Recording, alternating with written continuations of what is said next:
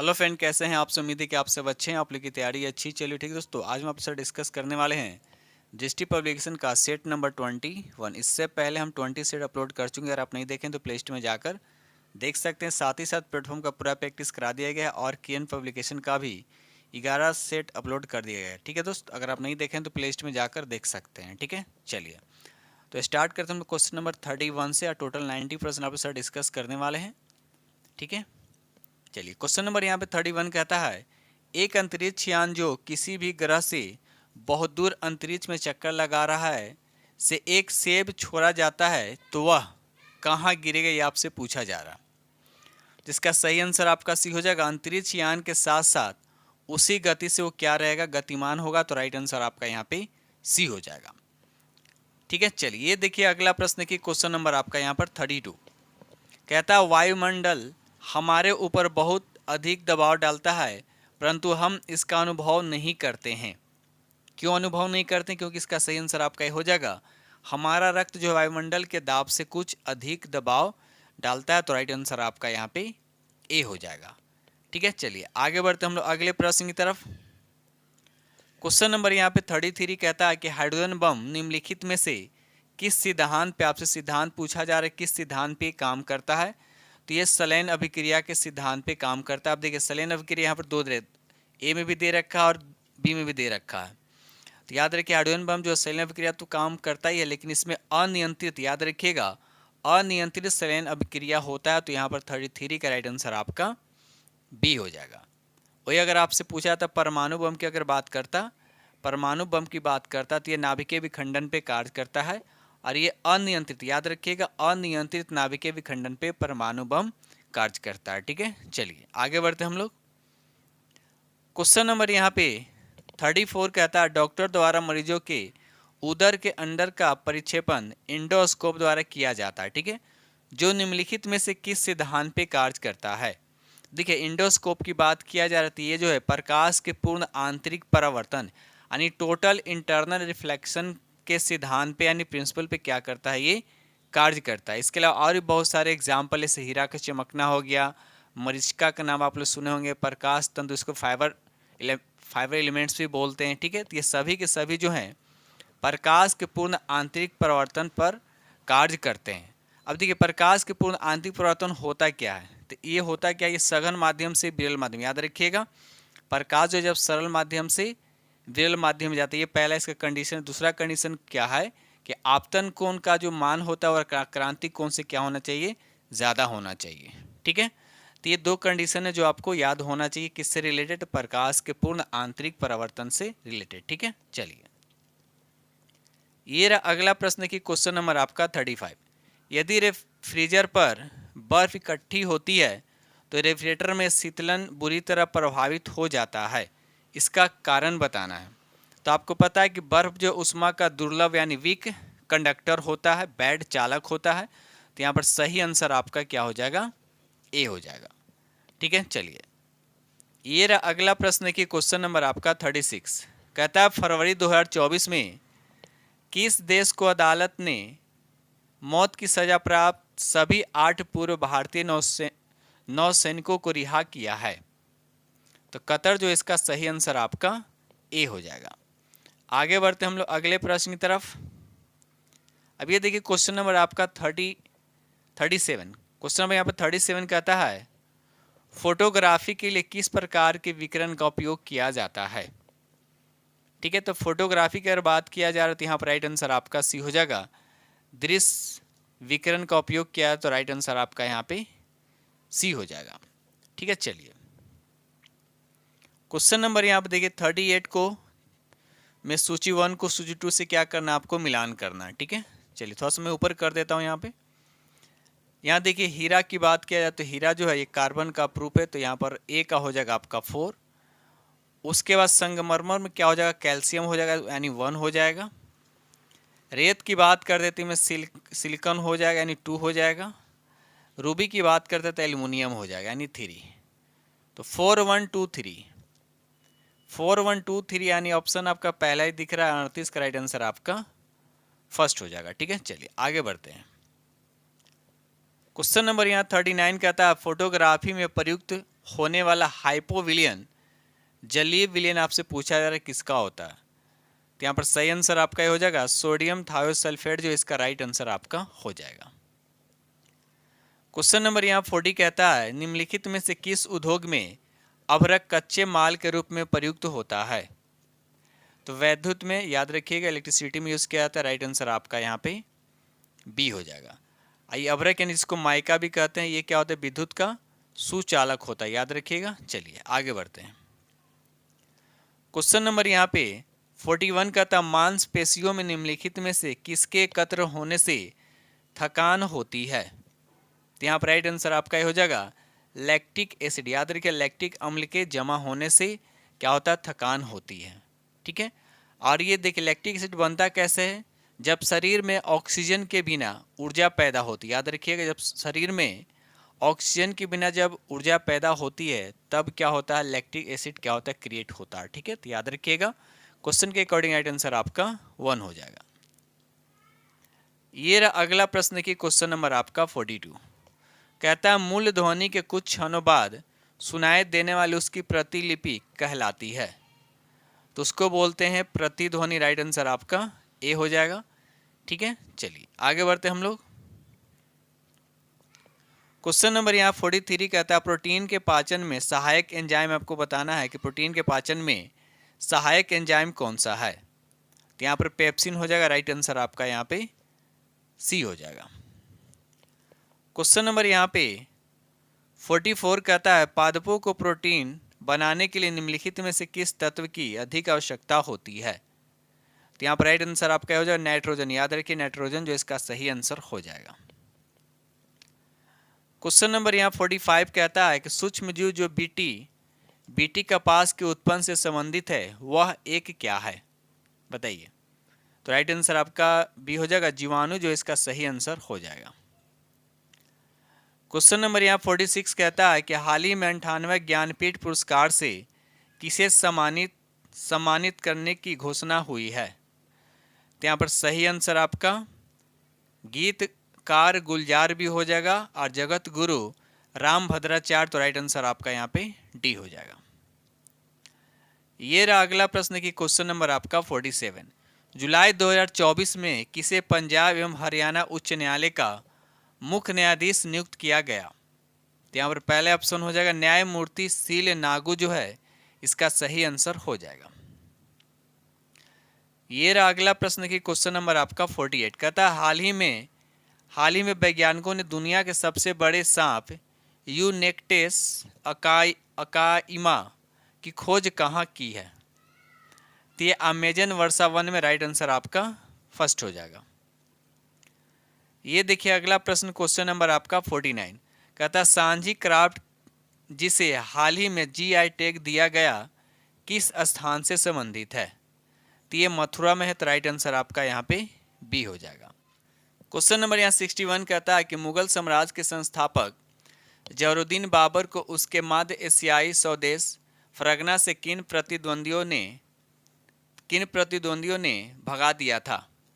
तो यहाँ पर राइट आंसर आपका भी हो जाएगा ईरानियों, जो इसका सही आंसर हो जाएगा।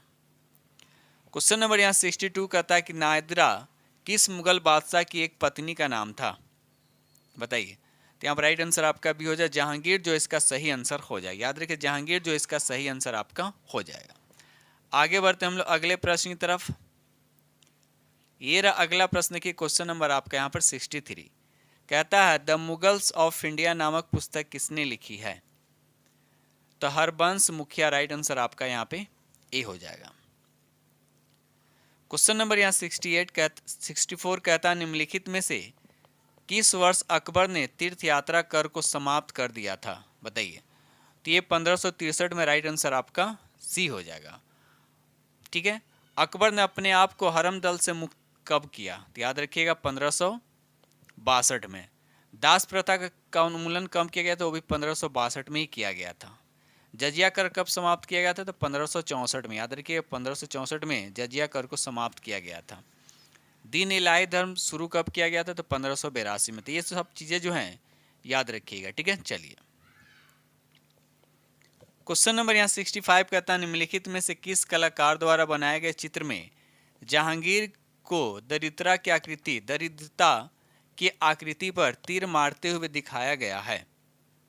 तो अबुल हसन जो इसका सही आंसर आपका ए हो जाएगा। क्वेश्चन नंबर 66 कहता है भारत में राज्य विधानमंडल के उच्च सदन को क्या कहा जाता है? तो राइट आंसर आपका ए हो जाएगा विधान परिषद जो इसका सही आंसर हो जाएगा। क्वेश्चन नंबर यहाँ 67 कहता है भारतीय संविधान कब अंगीकृत किया गया है? तो राइट आंसर आपका बी हो जाएगा 26 नवंबर 1949 जो है इसका सही आंसर आपका हो जाएगा। अगर लागू पूछता तो याद रखिए 26 जनवरी 1950 हो जाता अगर लागू पूछता तो, ठीक है। चलिए आगे बढ़ते हम लोग अगले प्रश्न की तरफ। ये रहा अगला प्रश्न की क्वेश्चन नंबर आपका 68। सरकारिया आयोग का गठन किया गया था। तो राइट आंसर आपका बी हो जाएगा संघ राज्य के मध्य संबंधों की जांच के लिए राइट आंसर आपका बी हो जाएगा।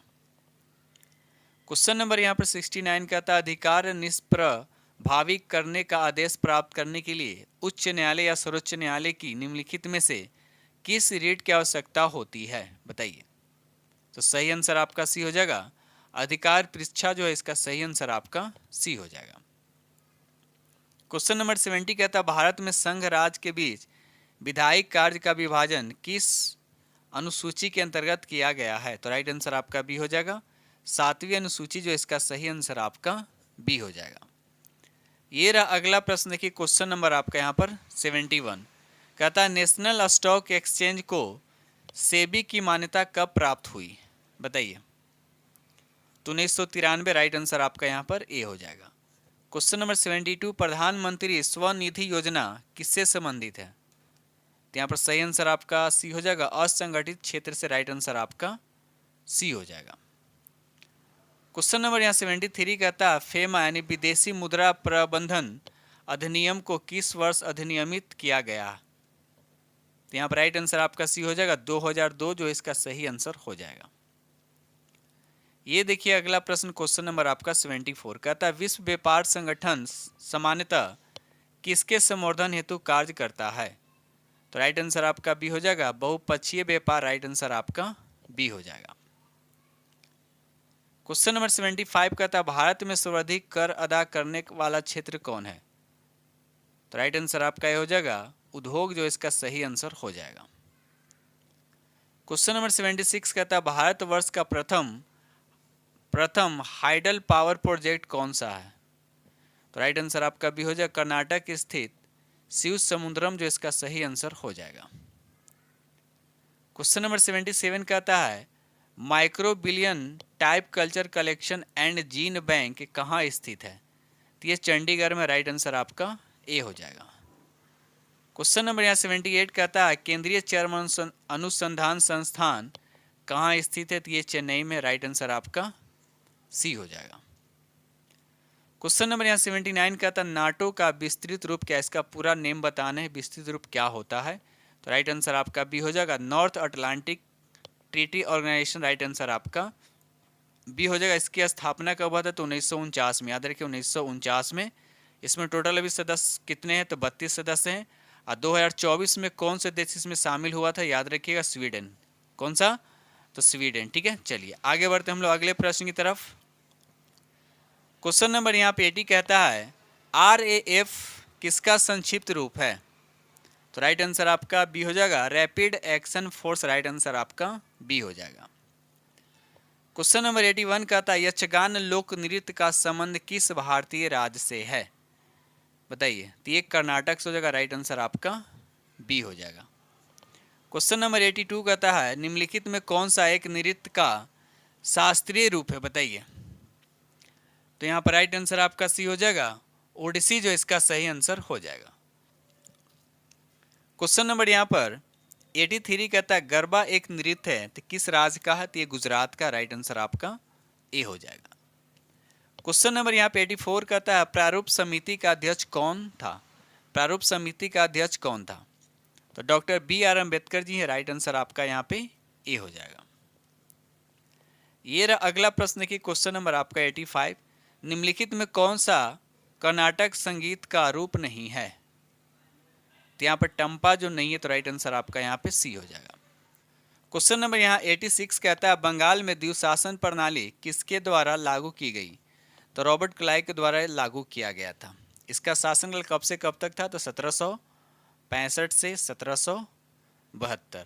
उसके बाद द्विशासन प्रणाली को कब समाप्त किया गया? तो वारेन हेस्टिंग इसको समाप्त किया था 1772 में। ठीक है, चलिए आगे बढ़ते हैं हम लोग।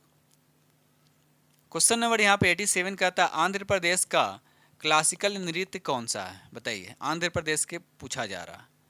तो यहाँ पर राइट आंसर आपका सी हो जाएगा कुचिपुड़ी। याद रखिए कुचिपुड़ी जो इसका सही आंसर हो जाएगा। ये भारतनाट्यम कहाँ का? ये तमिलनाडु का है। कहाँ का? तमिलनाडु।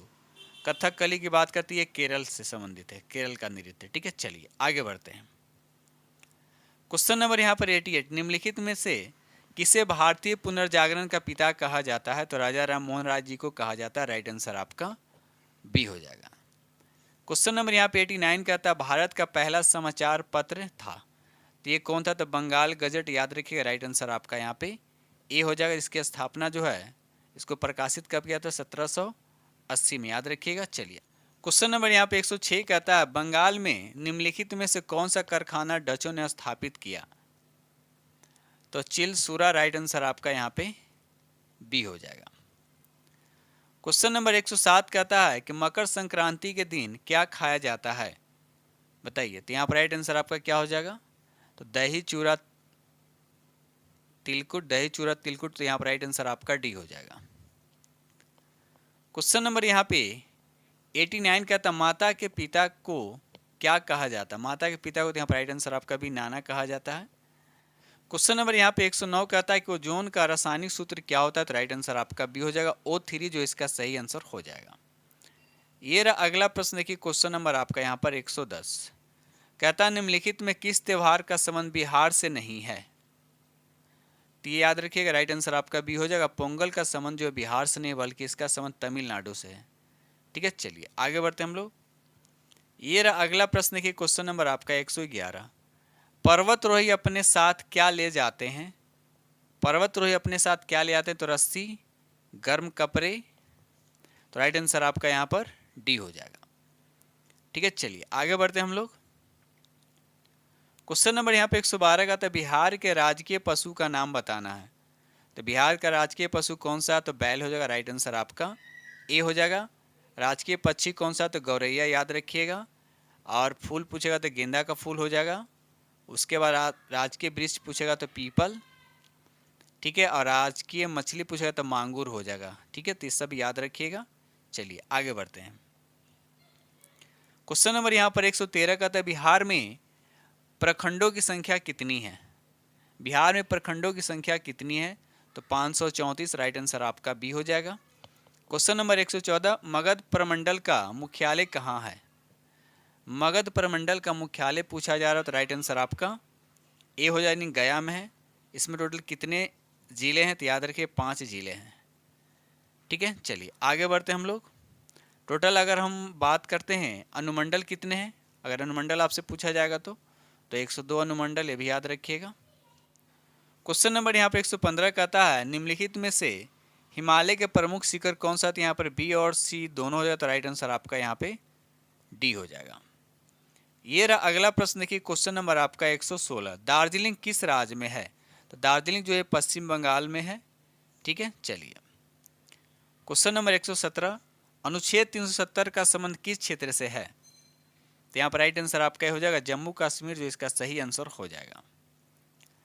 क्वेश्चन नंबर 118 शेरपा तेंजिंग को सिरदार की उपाधि कब मिली थी? तो यहाँ पर राइट आंसर आपका बी हो जाएगा जब उन्होंने अपने साथी को बचाया था। तो राइट आंसर आपका बी हो जाएगा। क्वेश्चन नंबर 119 कहता है निरुपमा अग्रवाल कौन है? तो ये एक पर्वतरोही है। तो राइट आंसर आपका यहाँ पर ए हो जाएगा। ये रहा अगला प्रश्न की क्वेश्चन नंबर आपका यहाँ पर 120 कहता है कि दार्जिलिंग के निकट रेलवे स्टेशन कौन सा है? दार्जिलिंग के निकट पूछा जा रहा है। तो यहाँ पर राइट आंसर आपका ए हो जाएगा न्यू जलपाईगुड़ी जो है। राइट आंसर आपका ए हो जाएगा। क्वेश्चन नंबर 121 कहता है सुनामी तरंगे किससे उत्पन्न होती है? तो सुनामी तरंगे जो है ये समुद्र के नीचे एक तरह का भूकंप होता है। तो राइट आंसर आपका ए हो जाएगा। ये रहा अगला प्रश्न की क्वेश्चन नंबर आपका 122। जब ग्रेनाइट की चट्टानों का कायांतरण होता है तो वे किसमें परिवर्तित हो जाती है, बताइए। तो यहाँ पर राइट आंसर आपका सी हो जाएगा, निस जो इसका सही आंसर हो जाएगा। ठीक है, चलिए आगे बढ़ते हम लोग अगले प्रश्न की तरफ। क्वेश्चन नंबर यहाँ पर 123 कहता है विजयवाड़ा किस नदी के किनारे स्थित है। ये कृष्णा नदी के किनारे स्थित है, राइट आंसर आपका बी हो जाएगा। क्वेश्चन नंबर यहाँ पर 124 कहता है निम्नलिखित में से कौन सा जलप्रपात मांडवी नदी पर स्थित है, बताइए। मांडवी नदी पर कौन सा जलप्रपात स्थित है, तो दूध सागर जलप्रपात जो है ये मांडवी नदी पे स्थित है। ठीक है, हुंडरू जलप्रपात की बात करते हैं तो ये स्वर्ण रेखा नदी पे, याद रखिएगा स्वर्ण रेखा नदी पे है। गोकल जलप्रपात की बात करते हैं ये घाट प्रभा नदी पे, याद रखिए घाट प्रभा नदी पे है। और मांडवी नदी को गोवा का जीवन रेखा कहते हैं, याद रखिएगा मांडवी नदी जो है ये कर्नाटक और गोवा दोनों में पड़ता है, लेकिन मांडवी नदी को गोवा का जीवन रेखा कहा जाता है। ठीक है, क्वेश्चन नंबर यहाँ पर 125 कहता है कि झूम एक क्या है, बताइए। तो राइट आंसर आपका ए हो जाएगा, कृषि का एक प्रकार है, राइट आंसर आपका ए हो जाएगा। क्वेश्चन नंबर 126 कहता है HYV कार्यक्रम को भारत में भी कहा जाता है, तो हरित क्रांति के नाम से जाना जाता है, राइट आंसर आपका बी हो जाएगा। क्वेश्चन नंबर 127 कहता है कि मध्य प्रदेश के नेपा नगर में क्या है, तो अखबारी कागज का कारखाना है, तो राइट आंसर आपका सी हो जाएगा। क्वेश्चन नंबर 128 कान्हा राष्ट्रीय उद्यान किसके लिए प्रसिद्ध है, ऐसे तो ये बाघ के लिए है, इसके अलावा बारहसिंगा के लिए भी है, तो राइट आंसर आपका यहाँ पर बी हो जाएगा। और ये कहाँ पड़ता है, तो ये MP में है, मध्य प्रदेश में। ठीक है, चलिए आगे बढ़ते हैं। ये रहा अगला प्रश्न की क्वेश्चन नंबर आपका 129। मानसरोवर झील कहाँ स्थित है, ये तिब्बत में, राइट आंसर आपका सी हो जाएगा। अब मानसरोवर झील के पास से निकलती है 3 नदी, एक ब्रह्मपुत्र नदी, सिंधु नदी और सतलज नदी, याद रखिएगा। चलिए क्वेश्चन नंबर 130 कहता है भारतीय उपमहाद्वीप किसका भाग है, तो ये गोंडवाना लैंड का, राइट आंसर आपका ए हो जाएगा। क्वेश्चन नंबर यहाँ पे 131 कहता है किस भारतीय राज्य की तटरेखा सबसे छोटी, पूछा जा रहा। सबसे बड़ा तटरेखा किसका, तो गुजरात का, लेकिन सबसे छोटा किसका है, तो गोवा हो जाएगा, राइट आंसर आपका यहाँ पे सी हो जाएगा। क्वेश्चन नंबर यहाँ पे 132 कहता है भारत की सबसे ऊंची चोटी कौन सी है, तो K2 यानी गॉडविन ऑस्टिन, राइट आंसर आपका यहाँ पे बी हो जाएगा। क्वेश्चन नंबर 133 कहता है पर्वतीय ढालों पर मृदा अपरदन को किस प्रकार नियंत्रित किया जा सकता है, तो सोपान कृषि करके, राइट आंसर आपका ए हो जाएगा। क्वेश्चन नंबर यहाँ पे 134 कहता है किस भारतीय नदी का अंतर्देशीय जल निकास है, तो लूनी नदी हो जाएगा, राइट आंसर आपका ए हो जाएगा। क्वेश्चन नंबर 135 सुंदरी वृक्ष किसी एक विशेष प्रकार की वनस्पति है, तो ये मैंग्रोव वन की है, राइट आंसर आपका ए हो जाएगा। क्वेश्चन नंबर यहाँ पे 136 कहता है अखिल बंगाल सविनय अवज्ञा परिषद का गठन निम्नलिखित में से किसने किया था, बताइए। तो JM Sen Gupta, right answer आपका यहाँ पे बी हो जाएगा। क्वेश्चन नंबर 137 किस अधिनियम में सीमित प्रतिनिधिक शासन व्यवस्था का आश्वासन दिया गया था, तो राइट आंसर आपका यहाँ पे सी हो जाएगा, भारतीय परिषद अधिनियम 1935 जो इसका सही आंसर हो जाएगा। ये रहा अगला प्रश्न देखिए क्वेश्चन नंबर आपका 138 कहता है कि वर्ष 1939 में प्रारंभिक हुए द्वितीय विश्व युद्ध में कांग्रेस किस शर्त पर अंग्रेजों को सहायता देने को तैयार थी, तो यहाँ पर सही आंसर आपका बी हो जाएगा, युद्ध समाप्ति के बाद भारत को स्वतंत्र कर दिया जाएगा, तो राइट आंसर आपका यहाँ पे बी हो जाएगा। क्वेश्चन नंबर यहाँ पे 139 कहता है उदंत मार्तंग के संस्थापक थे, तो कौन थे बताइए, तो जुगल किशोर, राइट आंसर आपका यहाँ पे ए हो जाएगा। क्वेश्चन नंबर यहाँ पे 140 कहता है 1943 में महाराष्ट्र के किस जिले के कुछ युवाओं नेताओं ने सेवा दलों एवं तूफानों दलों के साथ मिलकर एक समानांतर सरकार की स्थापना की थी, तो सतारा जो है, राइट आंसर आपका यहाँ पे ए हो जाएगा। क्वेश्चन नंबर 141 कहता है हिंदू महासभा की स्थापना कब हुई थी? तो 1915 में हुआ था, जिसकी स्थापना किसने किया था? मदन मोहन मालवीय। याद रखिएगा, मदन मोहन मालवीय। राइट आंसर आपका बी हो जाएगा। क्वेश्चन नंबर 142 कहता है कैबिनेट मिशन के संबंध में निम्नलिखित कथनों में से कौन सा कथन आपका बताना सही नहीं है? तो पहला ही ऑप्शन दे रखा है, इसमें पाकिस्तान की मांग को स्वीकार किया गया था, ये आपका स्वीकार कर लिया गया था, तो ये आपका स्टेटमेंट क्या है? गलत है। राइट आंसर आपका ए हो जाएगा। क्वेश्चन नंबर 143 कहता है कुछ लोगों का मानना है कि पाकिस्तान के गठन की मांग उर्दू कवि, उसके बाद डैश दे रखा, से शुरू होती है जिन्होंने सारे जहां से अच्छा हिंदुस्तान हमारा लिखा था। तो यहाँ पर राइट आंसर आपका सी हो जाएगा, मोहम्मद इकबाल जो इसका राइट आंसर हो जाएगा। आगे बढ़ते हम लोग। क्वेश्चन नंबर 144 पाकिस्तान शब्द का प्रयोग सर्वप्रथम किसने किया था? तो चौधरी रहमत अली जो है, राइट आंसर आपका यहाँ पे बी हो जाएगा। क्वेश्चन नंबर 145 कहता है भारतीय विभाजन के समय कांग्रेस का अध्यक्ष कौन था? भारतीय विभाजन के समय जो है कांग्रेस के अध्यक्ष कौन था? तो राइट आंसर आपका बी हो जाएगा, जेबी कृपलानी जो है, राइट आंसर आपका बी हो जाएगा। ये अध्यक्ष कब बने थे? तो 1946 में। ठीक है, याद रखिए 1946 में बने थे। क्वेश्चन नंबर 146 कहता है भारत का प्रथम भारतीय गवर्नर जनरल कौन था? तो भारत का प्रथम और अंतिम भी बोल सकते हैं, भारतीय गवर्नर जनरल कौन थे? तो राजगोपालचारी। राइट आंसर आपका यहाँ पे ए हो जाएगा। ये प्रथम भारतीय भी थे और अंतिम भारतीय भी थे, तो राइट आंसर आपका यहाँ पे ए हो जाएगा। क्वेश्चन नंबर 147 कहता है मुहाजिर का अर्थ क्या होता है? तो प्रवासी होता है। राइट आंसर आपका यहाँ पे सी हो जाएगा। क्वेश्चन नंबर यहाँ पर 148 प्रांतीय विधानमंडल के गठन के लिए किस वर्ष पहली बार चुनाव कराए गए? तो यहाँ पर सही आंसर आपका ये हो जाएगा 1937, जो इसका राइट आंसर हो जाएगा। क्वेश्चन नंबर 149 कहता है अमृत बाजार पत्रिका की शुरुआत किसने की थी? तो राइट आंसर आपका ये हो जाएगा शिशिर कुमार घोष। राइट आंसर आपका ए हो जाएगा। ये रहा अगला प्रश्न की क्वेश्चन नंबर आपका 150 कहता है संविधान सभा के किस सदन को संविधान सभा की चर्चाओं पर ब्रिटिश साम्राज्य का स्याह साया दिखाई देता है?